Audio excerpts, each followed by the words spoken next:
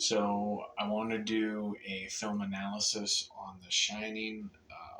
This movie was made over 40 years ago. I first saw it when I was 12 in the year 2000. I was horrified. I had no idea what it really meant.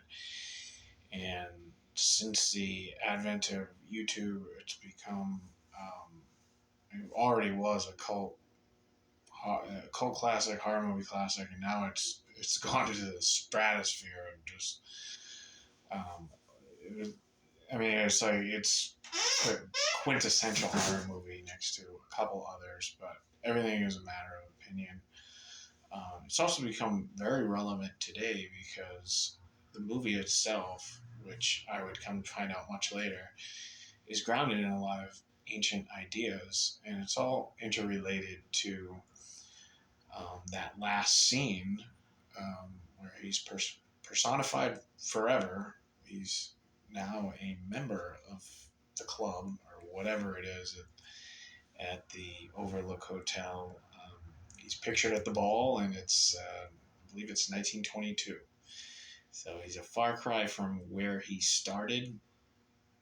That's all about how um, what can start out, problems can escalate. There can be a domino effect, and this is becoming extremely relevant today on social media and stuff that I notice with a lot of people exploring some of the concepts related to as above, so below, with alchemy, the tree of life, Kabbalah, um, the Sephiroth, which is the tree of life, and Hermeticism, some which could also some Gnostic principles.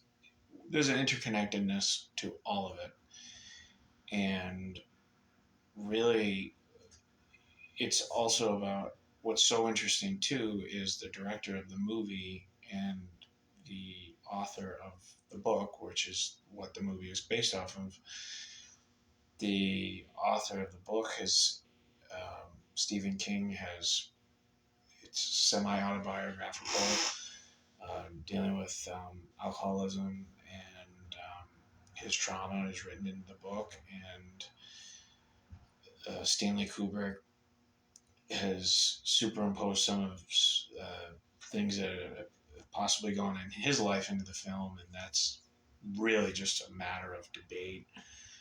And the concept is even intensified with the actual setting of the film, which is the literal Stanley Hotel where Stephen King stayed, which was the basis for the book, where he had a supernatural experience in a room, and that was what was mirrored off of the Room 237's experience in the movie. So there's a lot going on here. There is a documentary on his stay in that room. So the name and the parallel in the movie itself, in the movie it's named Overlook. This is alluding to stuff is watching you at all times. God and a whole slew of other things are going on. And the fictionalized hotel is over what we've come to find out are Indian burial grounds. And I know nothing about shamanism. Uh, all I know is that it's a highly spiritual environment, and that is very literal from the outset that you do not want to be alone in this place. There's a lot going on, and I don't know anything about that. I'm not a demonologist. I can't tell you anything about spirits. I can tell you that the thing about this that is interesting is now the movies, we're going to get back to this, it's mirroring society, but the character itself is messed up. Of course, he's a dry drunk. He has been sober for a while, but clearly he's itching for a drink. And that's because he's done no self-work. He has a lot of things in his background. He has abused his son in the past. He's involved in what appears to be a loveless marriage, and he is taking his family out to the middle of nowhere. And in the job interview, it's really just bizarre. He, like, it's not even a good act he's putting on, like convincing these people that he really wants to do this, and he selected what seems more out of default. And we know from the African American caretaker that we're in for a roller coaster ride, because he sees something going on. He knows there's major trouble, because he's an empath. Um, like the young boy Danny, they have a feel for the supernatural, telepathic in nature. So there's lots of red flags, and whether or not, so the tree of life, your one is your best self, your Godhead, and all represents all the good things in this world.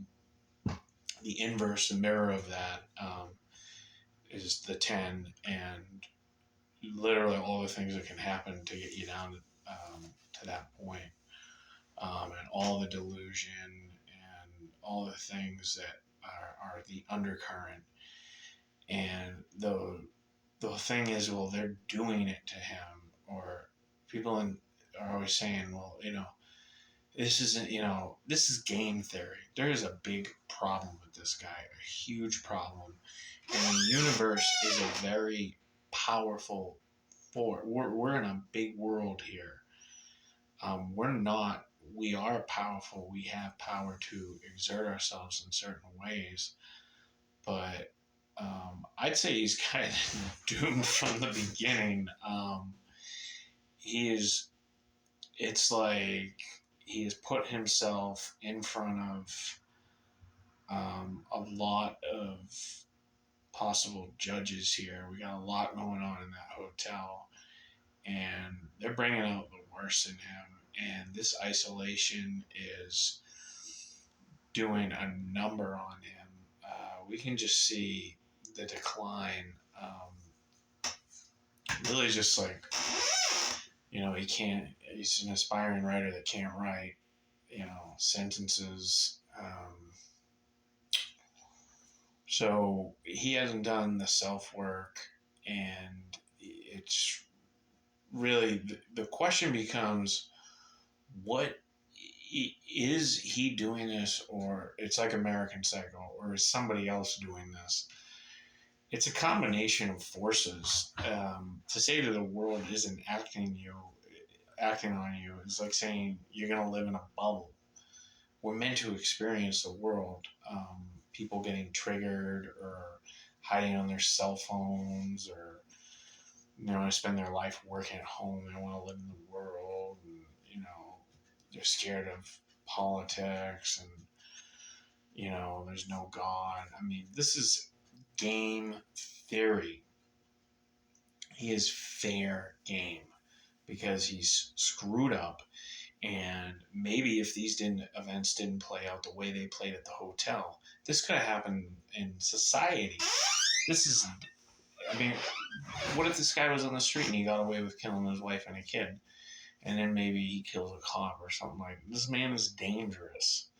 So you can look at it as two ways that, did this need to happen? But two, what if it didn't happen and it happened at his house or something like that? We're looking at who is progressing. If we want to look at it from a strictly secular standpoint, evolution of the species, there's a lot of things going on with this guy, and God is good. He wants to see you be the best version of yourself. So I don't understand why a lot of people, they're arguing. Jesus, how are these things? What's going on? It's like we're living in the world, and God rules it. And this is a mirror for society because society's a pretty messed up place in a lot of the modern world right now. And everybody's taking a liking to this film, and they're saying it's about the occult and conspiracies, and it's just a mirror. The fact that so many people are talking about a psychological horror movie while the world is rotating in this bizarro way right now. It's not hard to believe that a lot of people would find a lot of meaning in this. Um, so do the self work. If you feel that you can't drink, don't drink.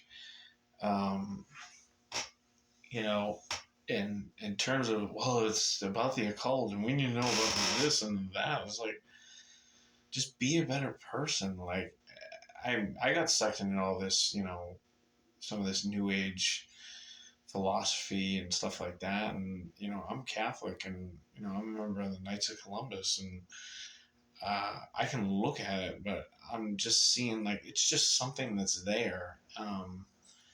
And if you do mirror work and you get rid of your ego, and um, you have the potential to get rid of any addiction or any problems you have with people that are supposed to be your friends or people that are supposed to be close to, you have a real opportunity to really better yourself in an awesome way for yourself and the world.